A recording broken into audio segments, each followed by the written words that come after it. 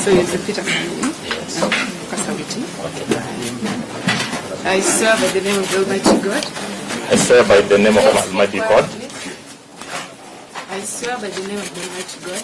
I swear by the name of Almighty God. That the evidence I shall give. That the evidence I shall give. Touching the matter in question. Touching the matter in question. Shall be the truth. Shall be the truth. The whole truth. The whole truth. And nothing but the truth. And nothing but the truth. So help me God. So help me God. Can I start with your full name? Kindly tell the court your full name, please. My name, Gilbert Masengeli.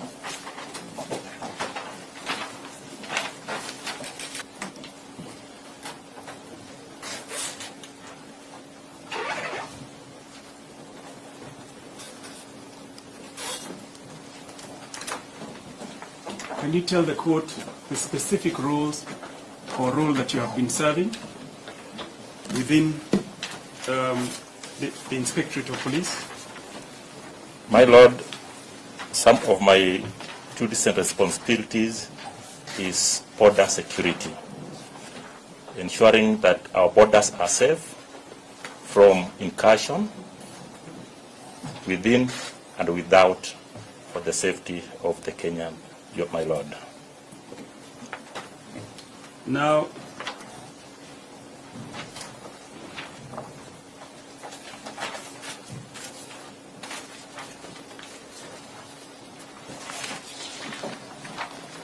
you have sworn an affidavit dated the 20th day of September 2024, which is here. Is that correct? Yes, my Lord. 2024.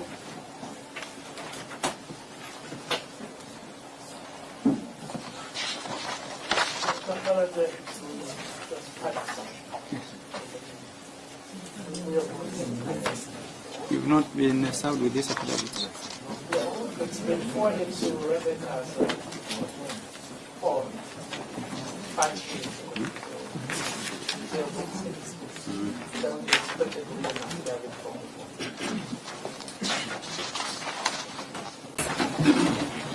The issue before me, or before the court, is whether I should allow Mr. Masengeli, the contemner who is before the court, to explain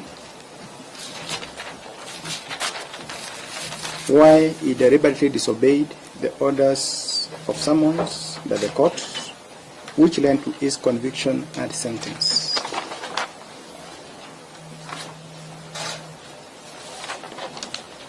The Law Society of Kenya, led by the President Emeritus Nelson Havi, has urged me to deny Mr. Masengeli the opportunity.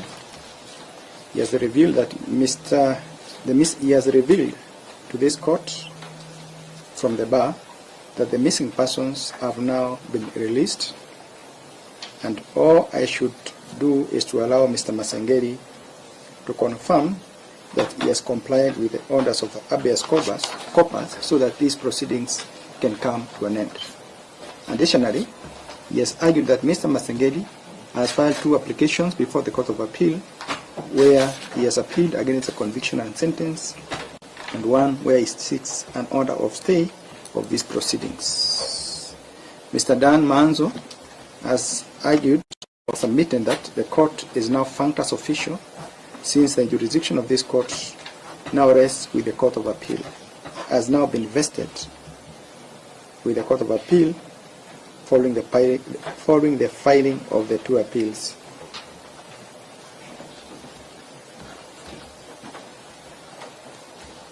This position has been strongly opposed by counsels for the first respondent, Mr. Miller and Mr. Ogola, who have argued that the court gave a coercive order, which and further, the proceedings before the Court of Appeal are intended to deal with conviction aspect and not the sentence. In making a decision on the issue before me, I must make reference to the sentence of the order I made on the 13th of September 2024. In sentencing for contempt, There are normally two ways of punishing a contemner.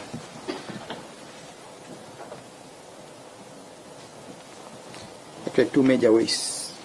The court can choose to adopt a purely punitive approach, or can choose to use a coercive approach in which it includes what is known as the purging conditions.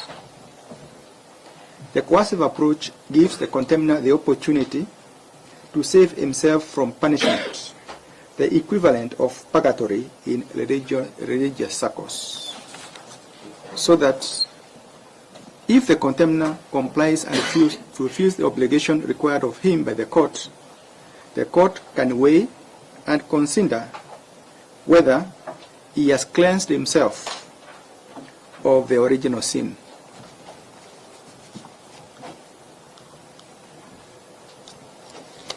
In my ruling on the 13th of September 2024, I had this in mind when I included condition number 4, which stated as follows.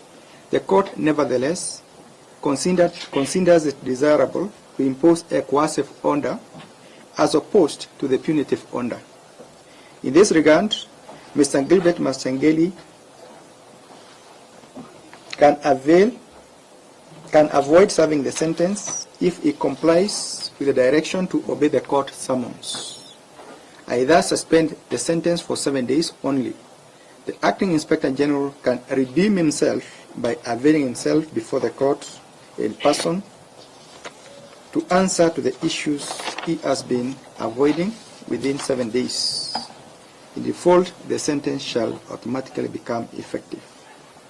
Having stated as much, and the contemner having availed himself before the court before the lapse of the 7 days, I would be going against my own orders if I deny him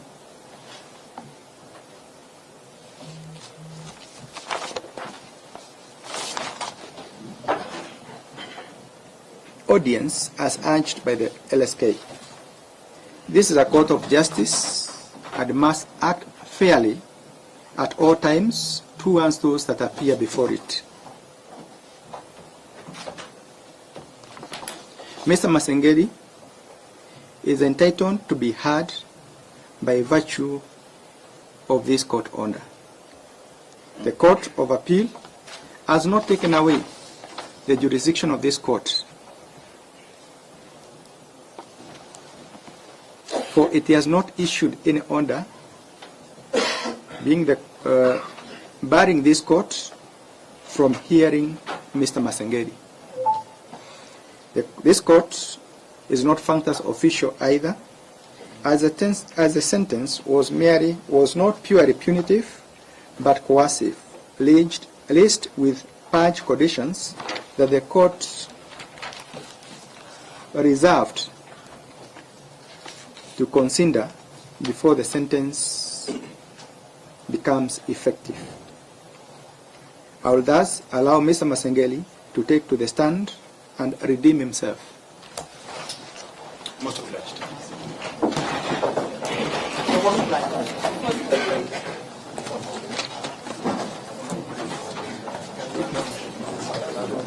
My lord, can you give directions on which side? He must be on the dock. Yes. My lord. Yes. You are the procedural matter. Yes. Stemming from the natural rights and challenge the case. Yes. The petitioners will serve the right to cross-examine.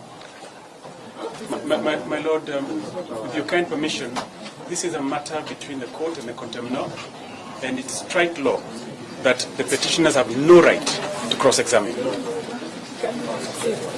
Okay, let the order. Sorry, that cannot be the premise. Because if it's just a minute, I have a right to charge. If he insists with the